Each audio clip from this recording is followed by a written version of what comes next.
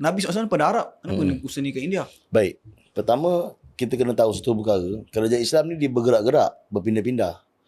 Daripada Madinah, zaman sahabat pindah pergi Syam. Damsyik. Daripada Syam pindah pergi Iraq.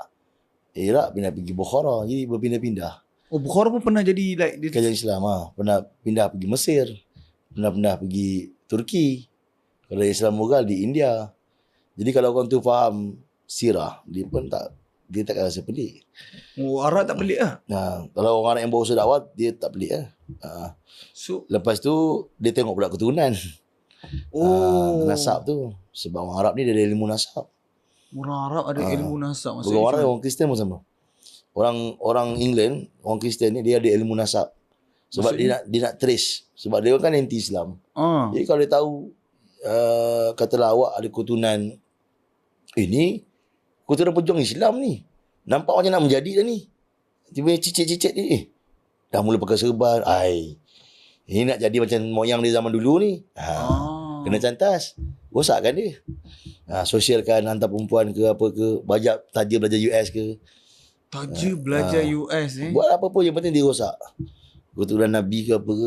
Kita tengok. Wish, dahsyat dia ni. Dia macam nak jadi. So diorang ada juga ilmu nasab. Orang Arab ada, orang Kristian pun ada. Apa maksud dia ilmu nasab? Pernah dengar tak nama Presiden England yang sebenarnya nama dia Boris? Yes, Boris Johnson. Boris, atuk dia Islam, boleh tanya kat Google. Atuk dia Turki Osmania, moyang dia pejuang Islam. Serius? Jadi dicantas kat situ, bapak dia tinggalkan Islam, anak dia jadikan ketua negara yang lawan Islam. Spain, negara Islam, Andalus.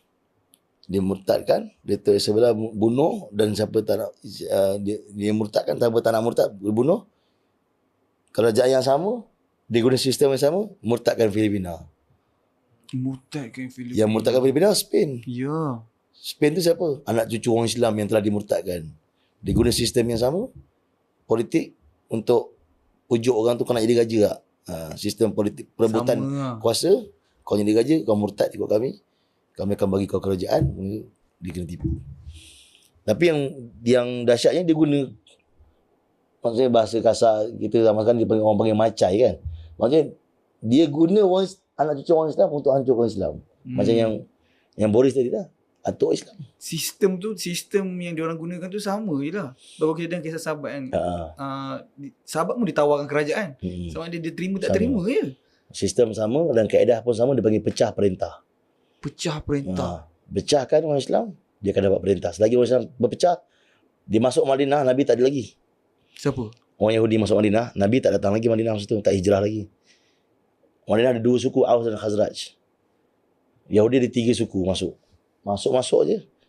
Okay. Bani Qanaqah, kau cover Khazraj. Bani Nadir, Bani Quraizah, kita cover Aus. Aus ni kuat sikit, kita kena cover. Kita kawan dengan dia. Kau kawan dengan dia. Kita lagakan. Gaduh. Perang, Harbul Bu'as. Telaga semua Yahudi dapat pegang. Ladang kurma semua Yahudi. Itu yang bila Nabi datang kan, telaga tu kan milik Yahudi. Nama dia Yusuf. Yahudi tu kan nama Nabi Bani Israel kan.